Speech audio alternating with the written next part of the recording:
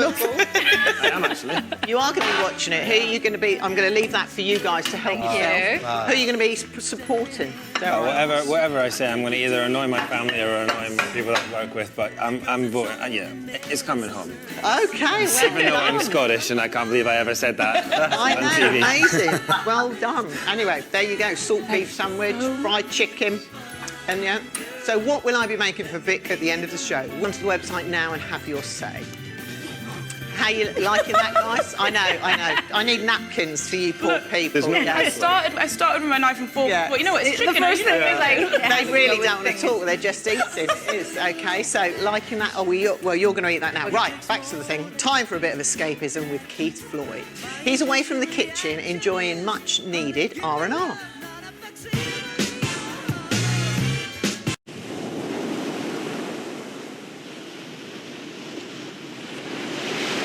Dearest Hector, I do hope your gout is getting better, and the income tax people are a lot happier with you.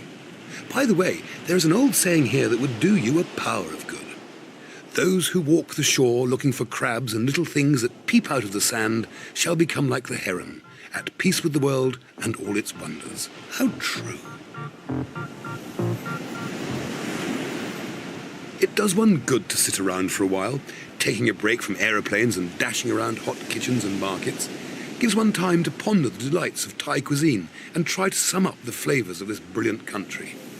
In the north, there are wonderfully hot, red, spicy curries. Close up, please, Paul. Thank you. This is made with pork, garlic and nuts, and it has a strong Burmese influence. It's wonderful. And this light, crunchy dish of garden vegetables, including wood mushrooms and cauliflower, is strictly Chinese in origin. And this is my chum San, and he makes a very hot jungle curry with vegetables and huge prawns. This has a strong Indian influence. It's marvellous how all the flavours and cooking styles come together in one country. But enough of this contemplation. Relaxing is okay for a while, but I was dying to get back to a hot, steamy kitchen. Ho, ho. So I borrowed one from my brilliant hotel here on Koh Samui to create a dish perfect for this climate. The Thais love noodles. I like noodles, and an integral part of any Thai feast will be some dish of noodles. Ribbon noodles, narrow noodles, rice noodles, buckwheat noodles, some kind of noodles. We're going to do some very simple ones with preserved shrimps and egg and sweet tamarind syrup. Paul, these are the ingredients. Rice noodles, bean sprouts, spring onions, chopped up, little slivers of bean curd, preserved radish, an egg, some dried shrimp. You can get that from your Asian supermarket quite easily. Some back here, some lime juice, some shallots, fish sauce, tamarind syrup, okay, and a bit of stock.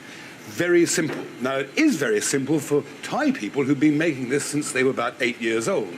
But I'm 48 years old and doing it for the first time in my life ever. So bear with me, there could be some slight hesitant little steps, but I'll do my very best. First thing, we put the shallot into the wok, swiftly followed by some dried shrimp. Okay. Then some bean curd. That goes in and fries away too.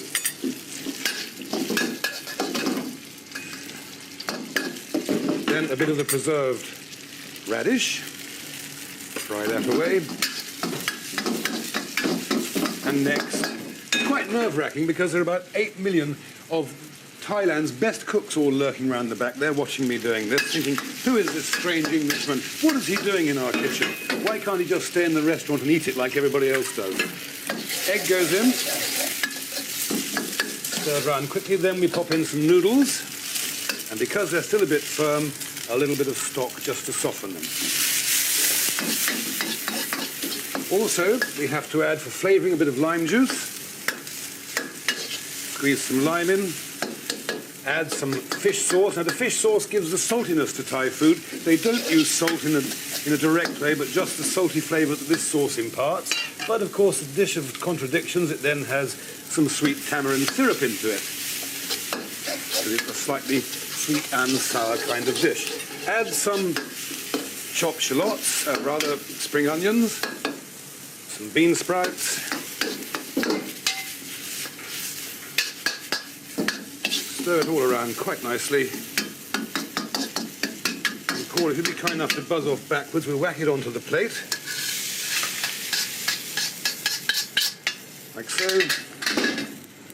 And a final garnish of dried shrimps, crunched up coconut. No, it's not coconut, it's peanuts, and a little bit of coriander. There we are.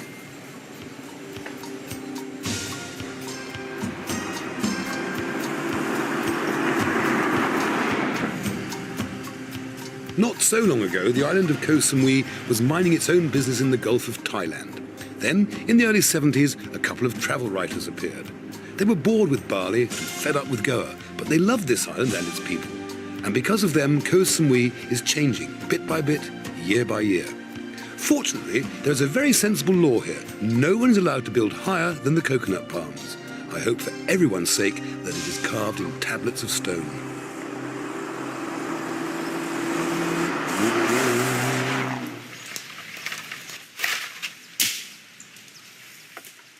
Next to tourism is the enormous business of farming coconuts. They export 2 million a month, and the palms blanket the island right down to the beaches. The husks are laboriously separated from the nut and are used for fuel. Even the island's distinctive cuisine is dominated by this brilliant nut. Here, a woman is stoking the fire which will heat the flesh of the nut to extract the fabulous oil. The coconut provides a living for the whole community, young and old. As Marco Polo once said, the water of the coconut is finer than any wine I have ever tasted.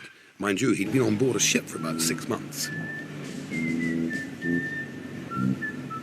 This is Natom, the main town in the island, and the first port of call for the tourists who arrive by the boatload from the mainland. The cost of living is cheap, and most of the holiday makers spend months rather than weeks. So the trouble is, being out in the east, under the palm trees, sleeping on the beach, can affect people. They go native, they go tropical, they lose all sense of reality. Absurd, really, but the only way to see a town is a decent V8 Jeep. Proper hat, proper clothes.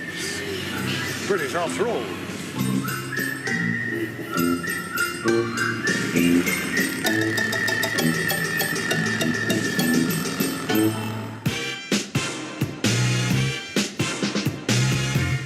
Thanks, Keith. And still to come, Adam, Sarat and Itamar are going head-to-head in our Bar Snacks Challenge to win a unique trophy. Oh, my Lord, wait till you see the trophy. Well done. We could throw away the mould with all of this. And Vic, what will you be facing? Your food heaven or your top, which are your top 5 tapas, or your food hell?